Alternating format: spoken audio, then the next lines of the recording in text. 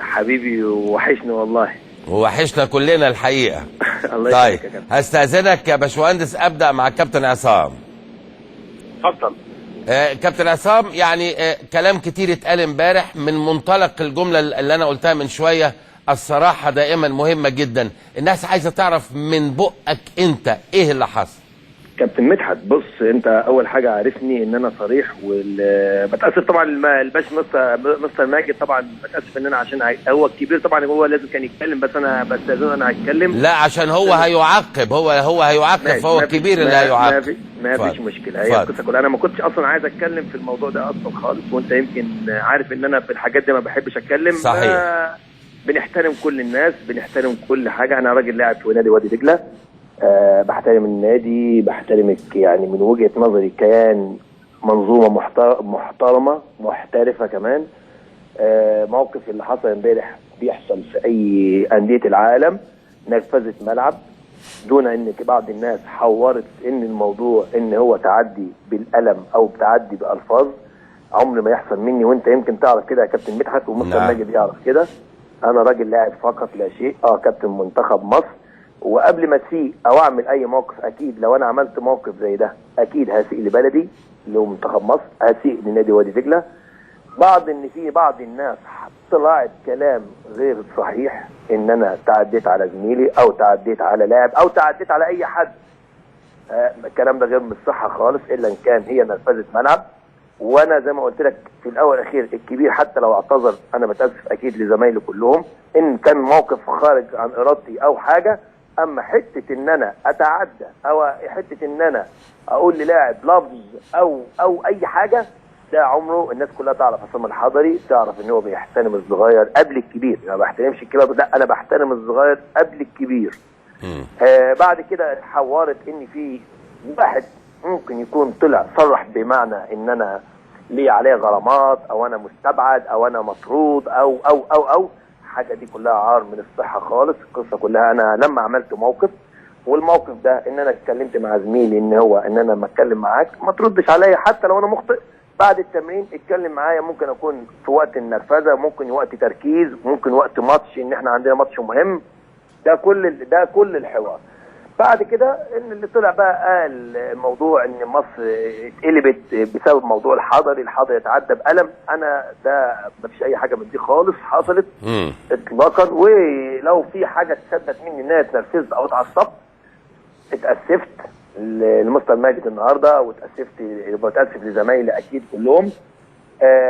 الحاجه اللي هي الاهم والبتاع اللي ان انا لما حط حوار دار بيني وبين ميدو، حصل كلام وانا اخدت نفسي بطريقه هدوء باحترام، طلعت اتشطفت، اخدت شنطتي ومشيت.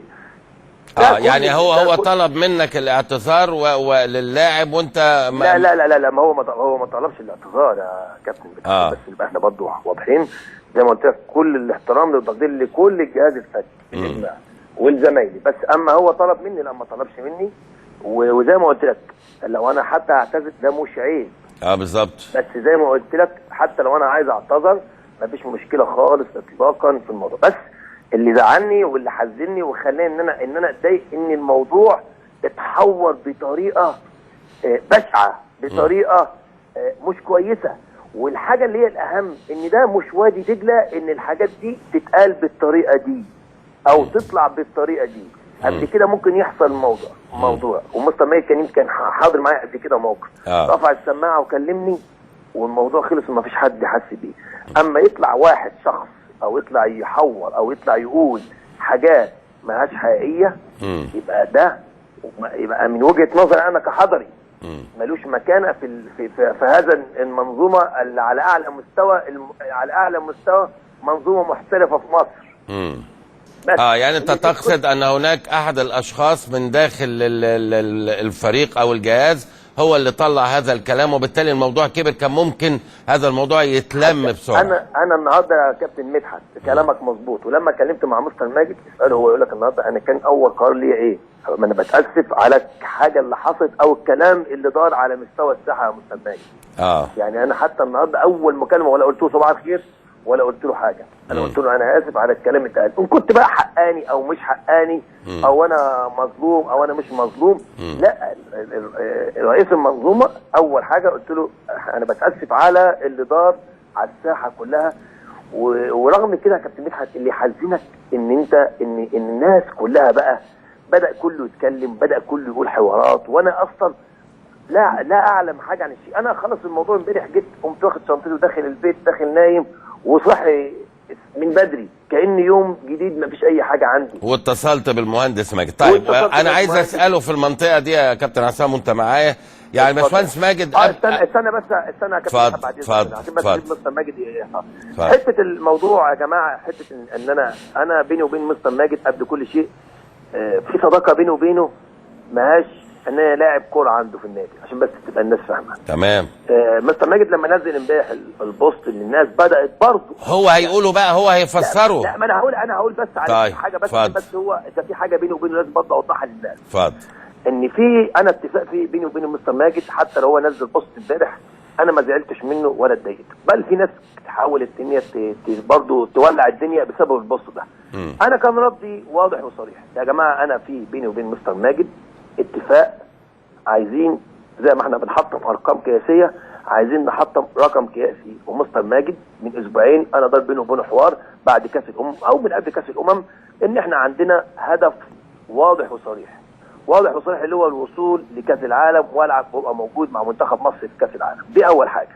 الحاجه الثانيه اني انا عايز احترف يا مستر ماجد، ومستر ماجد بدا يشتغل وبدا يتعب وبدا دلوقتي بيعمل حاجات كتيره من غير ما انا احس بها صراحه. ان حته ان انا احترف وحته ان هو يجيب لي عرض، ان ما كانش في خلال الفتره القادمه اللي جايه دي قبل فتره الكاس اللي تلفت في اي دوله من اي الدول اللي احنا بنتكلم عليها.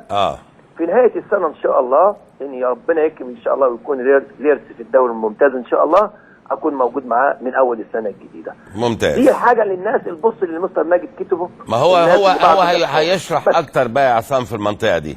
يعني باشمهندس ماجد، عندي الاول سؤال استباقي قبل ما نروح لحكايه البوست دي. هو طبعا كابتن عصام قال حاجه مهمه جدا، وانا برضو من خلال معرفتي بشخصك انت دائما صريح ودغري. هو قال هذا الموضوع كان ممكن ما يطلعش للرأي العام، وهو طلع من فرد من داخل الجهاز، ما هوش المدير الفني باي ذا واي، طلع من فرد من داخل الجهاز. فتعليقك ايه الاول على الحته دي؟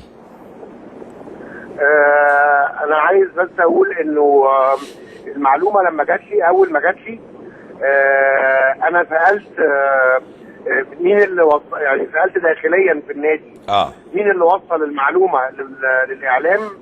فقالوا لي انه كان نادي امبي كان موجود في نفس ملعب التدريب اللي احنا كنا موجودين فيه، وحد يعني في حد شاف حاجه او في حد شاف مشاحنه معينه، وهم اللي طلعوا المعلومه بتاعه ان كان في خناقه.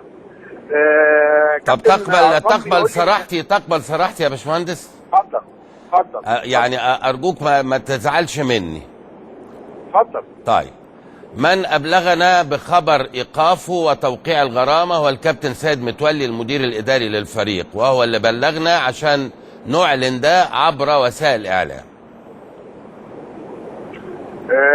دي معلومه اشكرك انك بلغتهاني. تمام. وهو كابتن سيد متولي راجل مجهوده ملحوظ مع النادي ومع الفريق، وشغله بيتكلم عنه، بس هو مش المتحدث باسم الفريق او مش المتحدث باسم النادي. نعم. فيعني انا هبقى اتكلم معاه في انه ما ينفعش يتحدث باسم النادي وهو مش موكل بذلك من الاداره. طيب انا بس حبيت ابلغك على الهواء عشان دي امانه الحوار. طيب نروح للمنطقه الثانيه. حضرتك حطيت بوست فيما يتعلق بعصام الحضري وعرضه البيع وكذا وكذا، وهذا البوست اثار البعض، قال الله يعني هو عصام الحضري في مزاد هو كذا وكذا وكذا، فاكيد لديك توضيح يا باشمهندس. انا لما كتبت البوست كتبته بالانجليزي، باللغه الانجليزيه. و ما كتبتش عصام الحضري للبيع، لانه اولا اللاعبين لا يباعوا ولا يشتروا، مفيش حاجه اسمها تشتري لعيب وتبيع لعيب، مفيش حاجه اسمها تشتري عقد اللعيب او تأجر عقد اللعيب وعقد العمل بتاعه. نعم. فانا الناس في ناس بقى مستنيه عايزه تسخر من كابتن عصام الحضري لاسباب في نفسهم. في ناس وفي ناس عجبها كمان الموقف. انا بالنسبه لي الموقف ما كانش محطوط لا عشان ناس تنبسط وتقول ده نادي وادي دجله اتخذ موقف تربوي، ولا عشان احاول اهين عصام الحضري. عايز ابلغ المانجرز اللي على صفحه الفيسبوك بتاعتي اللي هم انترستد او اللي هم ليهم شغل في الدوريات اللي مازال فترات الانتقال بتاعتها مفتوحه، ان هم يعرفوا ان عصام الحضري يمكن التعاقد معه. فبعض الناس اخذت الموضوع ان انا بتريق على عصام او ان انا بعاقبه على الموقف اللي حصل او على المشاحنه اللي حصلت في التدريب، وده عالي من الصحه وانا وضحته في بوست بعد كده. والموضوع موضوع داخلي وعايزين نقفله، وعصام الحضري لاعب كبير واحنا عايزين نلم الامور، وعايزين نادي وادي دجله يكون سبب في ان عصام يكمل ويحقق ويكسر ارقام تاريخيه ثانيه غير اللي هو كسرها. طيب اذا يبقى السؤال الهام يا باشمهندس، اعتبارا من الغد عصام الحضري هل هو مستمر مع وادي دجله؟ هذا امر، والامر الاخر هل ستنفذ عقوبه الغرامه 300,000 جنيه؟ احنا الغرامه اللي هتطبق هي الغرامه اللي في اللائحه. اوكي. واللائحه ما بتقولش 300,000 جنيه، فبالتالي الخبر عالي من الصحه ان كان قد ابلغه لحضرتك حد او للمعدين عندك، فده خبر عالي من الصحه. هتطبق عليه اللائحه زيه زي اي لاعب في الفريق، وهو لاعب في الفريق وهيتدرب من بكره، وهو خلاص قدم اعتذاره على الهوا لزميله وكل زمايله، فخلاص مش محتاجين حاجه ثانيه، كتر خيره يعني. ده كلام محترم جدا. تعقيب اخير يا كابتن عصام؟ يا كابتن مدحت، اكيد بشكرك اكيد، لان احنا عارفين ان انت بتبقى انت اول واحد لو في اي مشكله بتحاول تحلها. بشكر مستر ماجد مره ثانيه على المكالمه، وبشكر على التقبل الاعتذار ان كان ليه هو طبعا في الاول والاخير، والزمايل كلهم. وبشكرك، وزي ما قلت لك انا لاعب في وادي دجله موجود، ما فيش حاجه استبعاد ولا في اي حاجه، موجود في وادي دجله، باخد اجازتي عادي زي اللعيبه، وهبدا معاهم الفتره اللي جايه ان شاء الله، ما فيش اي مشكله. كابتن ميدو برضو بعض الناس حبت ان هي تعمل ان في مشكله بينه وبينه. انا عايز افهمهم حاجه يا جماعه، انا ما فيش مشكله بيني وبين العالمي، هو كل التقدير والاحترام ليه. انا بتعامل معاه كراجل محترف، وانا كنت بتكلم مع مستر ماجد النهارده، كنت بتكلم معاه انا راجل محترف، هو اصغر مني بس انا بعتبر ان هو المدير الفني بتاعي، هو اللي القائد بتاع الفريق، ليه احترامه وتقديره، مفيش اي مشكله. وانا قبل كده قلت انا يا جماعه انا وميدو بنعتبر قبل ما نكون يعني لاعب ومدير فني، لا احنا اصحاب واصدقاء. وبشكر مستر ماجد على التوضيح اللي هو اتكلم فيه ان حته ان مفيش غرامه او مفيش حته الناس اللي طلعت حورت وقالت ان ايقاف واستبعاد وغرامه 300,000 جنيه. بشكر مستر ماجد وبشكرك يا كابتن مدحت تاني، وان شاء الله نحتفل بنادي الارث ان شاء الله في الدوري الممتاز ان شاء الله. ان شاء الله. شكرا يا كابتن عصام، اشكرك. باشمهندس ماجد عايز بس اتفضل. اتفضل يا كابتن ماجد. لا اتفضل حضرتك اتفضل. عايز بس اضيف حاجه، وهي انه العلاقه ما بين كابتن ميدو وكابتن عصام الحضري من ساعه ما كابتن ميدو ما مسك الفرقه علاقه متميزه. كابتن ميدو كان له من ضمن الاهداف اللي انا طلبتها منه في بدايه الموسم وحتى في نص الموسم لما في بعض المباريات عصام الحضري تعثر مع وادي دجله، هو ان وادي دجله يكون دايما في ظهر الحضري، وان ميدو دايما يكون في ظهر الحضري. وهو ده اللي فعلا ميدو عمله، لانه في الوقت اللي الناس كانت بتعتقد فيه انه ممكن ميدو ما يلعبش الحضري عشان كان مستواه متذبذب مع وادي دجله، ميدو وقف جنب الحضري ولعبه ووقفه على رجليه تاني، ورجع منتخب مصر وعمل الاداء الرائع اللي هو عمله في الجابون. فانا عايز يعني احط سطرين بس تحت النقطه دي. ده كلام محترم جدا، وانت دائما كل اعمالك نجاح يا باشمهندس، وبالتوفيق دايما ان شاء الله. حبيبي يا كابتن. اشكرك شكرا جزيلا. شكرا كابتن عصام. حبينا كالعادة